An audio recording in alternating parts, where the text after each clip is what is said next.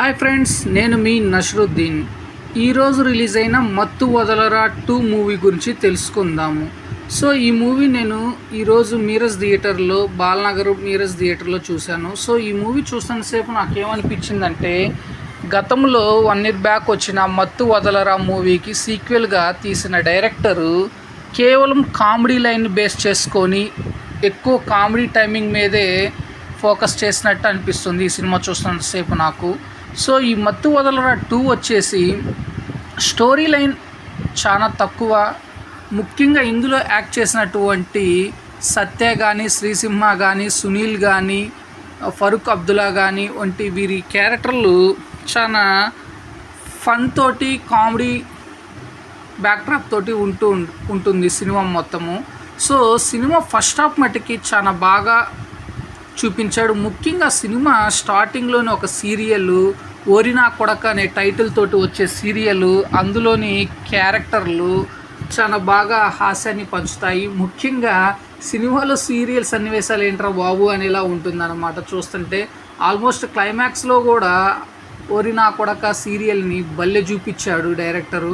So ముఖ్యంగా చిరంజీవి బిట్లు అక్కడక్కడ ఆయన పాత సినిమాలోని ఖైదీ సినిమా అవ్వచ్చు, లేకపోతే ఇంద్ర సినిమా అవ్వచ్చు, ఇటువంటి కొన్ని సినిమాల్లోని మెయిన్ స్టెప్స్, ఆయన క్లిప్పింగ్స్ చూపించటము కొంత సినిమాకి హైలైట్ అయినాయి అని చెప్పాలి. ముఖ్యంగా చిరంజీవి ఫ్యాన్స్ బాగా ఎంజాయ్ చేస్తారు ఈ సినిమాని, ఆయన బిట్స్ వచ్చినప్పుడల్లా. ఇకపోతే సత్య కామెడీ టైమింగ్ మనందరికీ తెలిసింది. సో ఆయన కనిపించిన ప్రతి సన్నివేశము ముఖ్యంగా ఫస్ట్ హాఫ్లో చాలా బాగా హాస్యాన్ని పంచాడు. ఇక యాజ్ యూజువల్గా శ్రీసింహ యాక్టింగ్ వచ్చేసి న్యాచురల్గానే బాగానే మెప్పించగలిగారు. ఇక ఫరూక్ అబ్దుల్లా ఒక డిఫరెంట్ రోల్లో బాగానే మెప్పించగలిగారు. ఇక సునీల్ ఒక సీరియస్ క్యారెక్టర్లో కామెడీని పండించడంలో బాగా మెప్పించగలిగారని చెప్పాలి. సో వీరందరి యొక్క క్యారెక్టర్లు సింపుల్గా చెప్పాలంటే ఒక పోలీస్ డిపార్ట్మెంట్ టైప్లో చూపించారు. సో ఈ సినిమా స్టోరీ లైన్ వచ్చేసి మత్తు వదలరా 2 సినిమా స్టోరీ లైన్ వచ్చేసి స్త్రీలకు షీ టీమ్ ఎలా ఉందో అట్లానే ఎమర్జెన్సీ టైంలో హీ టీమ్ అనేది ఉండాలి.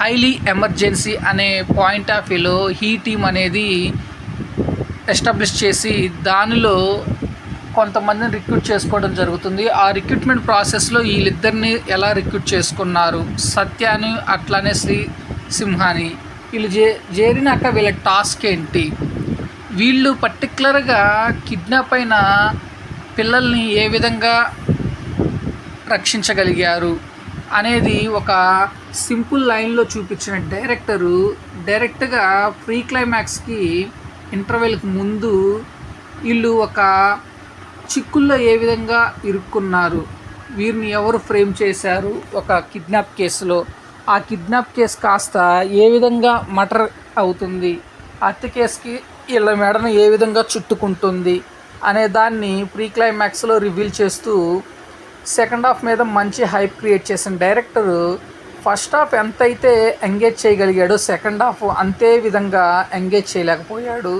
సెకండ్ హాఫ్ చూస్తున్నంతసేపు చూసిన సన్నివేశాలే రిపీటెడ్గా కనిపించటము, కేవలం సినిమాని 2 గంటల 15 నిమిషాల రన్ టైంతో స్ట్రీమింగ్ ఉండాలి కాబట్టి ఆ పాయింట్ ఆఫ్ వ్యూలోనే సాగరిత సన్నివేశాలు అనేది చూపించాడేమో అనిపిస్తుంది.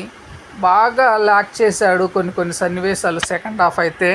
కాకపోతే క్లైమాక్స్లో వెన్నెల కిషోర్ యొక్క పెర్ఫార్మెన్స్ కానీ, అట్లానే ఒక ఫ్యాన్స్ ఆడిటేషన్ అనేది జరగటము, ఆడియో ఫంక్షన్ లాగా, అందులో ఫ్యాన్స్కి ఆయన ఇచ్చే సందేశము, అట్లనే ఫ్యాన్స్ ఆయన ఏ విధంగా ట్రీట్ చేస్తారనే వచ్చే సన్నివేశాలు బాగా ఆకట్టుకుంటాయి.